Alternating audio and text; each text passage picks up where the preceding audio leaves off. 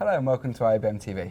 Today I'm joined by Harris Morris, Chairman and CEO of Wazee Digital. Harris, welcome to IABM TV. Thanks, Ben. Can we start by just telling us a little bit about Wazee Digital? Certainly. Wazee was born in the licensing business, and so it has a pretty deep heritage of helping people monetize high-value content.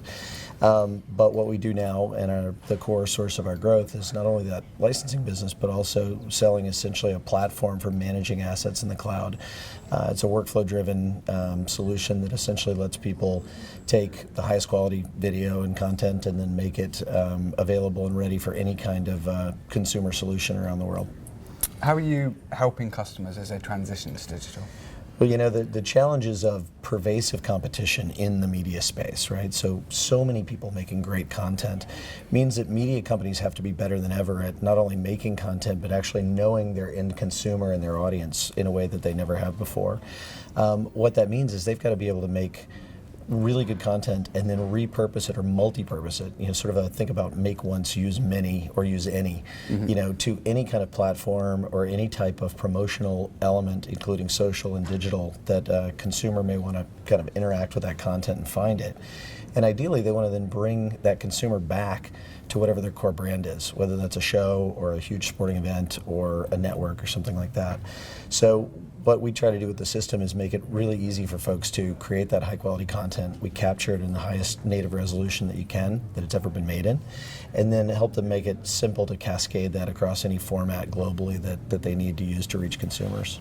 So is simplicity the most important thing to your clients? It's incredibly high on the list. I think simplicity is there. Control is one as well. I think permissioning and security are really important as well, because their organizations are intrinsically complex, and people are trying to solve this complexity that's grown up as digital formats and platforms have grown and proliferated. But solving that complexity is challenging, and so simplicity is huge, but also just making sure the right folks have the right access to do the things they need to do in a workflow-driven way. Yeah. Can you tell us about your core solution? Yeah, and that's the name of the platform. So we used to call it the platform business. We decided that was a little too ubiquitous. And core really does try to get across, it's at the center of everything we do. And we think it's at the center of everything that media companies do as well.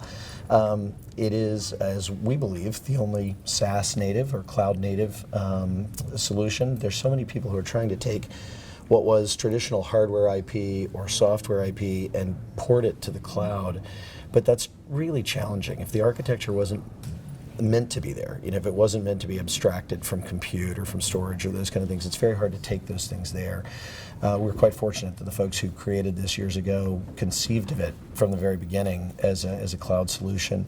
And so that means its scalability, its ability to grow and to burst to massive amounts of ingest and content and things like that is actually really, really strong. So you're one of the world's largest managed video and metadata platforms on a cloud-based service. What are some of the challenges that this presents? Yeah, we believe we are. We believe actually the biggest of the cloud-based ones, and like we said, the only one that's truly cloud-native. The challenges are things like, on an average day, we'll ingest, say, 20,000 assets, but that could burst to 200,000 on a big day. Or most recently, we're at a huge tennis tournament that happens to be happening right now in North America, and you're going to ingest, you know, long matches as well as, you know, hundreds and hundreds of highlights or clips or short form assets.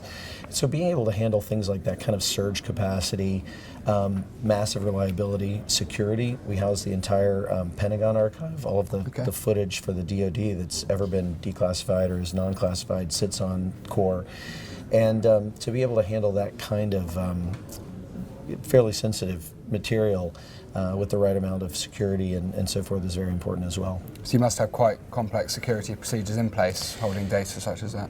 Well, you try. You know, there's anyone who says they've cracked security is nothing's 100%, fibbing to themselves and anyone else, right? It's an incredibly complex and an ongoing solution, but I think you work very hard with the best customers to think about, you know, what it is you want to do with their assets and how you protect them. And then obviously we have partners like AWS and others that really help do that in a very, very robust way. Yeah. You touched earlier on how you have to have the content that goes to all different platforms, and as consumers' ways of consuming content has changed, they want it when they want it, how they want it, where they want it. Sure. What additional challenges does that create? Well, we all talk about ubiquity and this idea of anything, anytime, anywhere, but it's incredibly hard to achieve, right? And so that that challenge of even knowing where the consumer is going to be and when I say where, I mean metaphorically, like from a platform sense. What moment are they going to want to interact with content, and are they going to see a promotion or a short form clip that's going to then tell them about a show or a sporting event, or are they going to see the whole thing?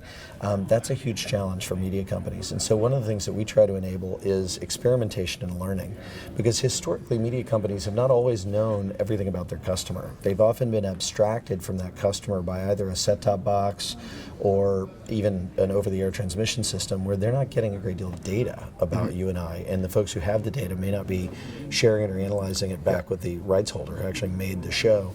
And so the question now becomes, goodness, who's going to want my stuff when and in what format? And so one of the things we try to enable is not only for them to sort of nail that need when they are clear about it, but also to test and understand that need as they're trying to learn, hey, this guy Ben, when does he want to see a promo that's going to bring him back to one of my signature shows or something like that? And does he want to find it on Facebook or some other platform?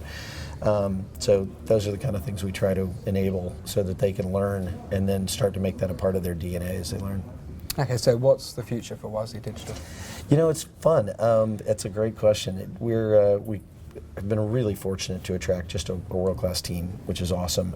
Denver is a great place to build a software team, wonderful talent.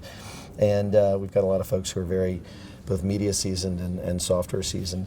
So we continue to just invest in the business and grow. I think continuing to sign up more great customers. We're quite fortunate to have a number of just wonderful names in the portfolio. Signing up more great customers and continuing to add functionality to the roadmap and the platform for core, and just see where we can take it. How far, how fast. Sounds exciting. Thank you for joining us. Thanks, Ben. So lots of exciting things ahead for Wazee Digital. You can find out more at wazeedigital.com.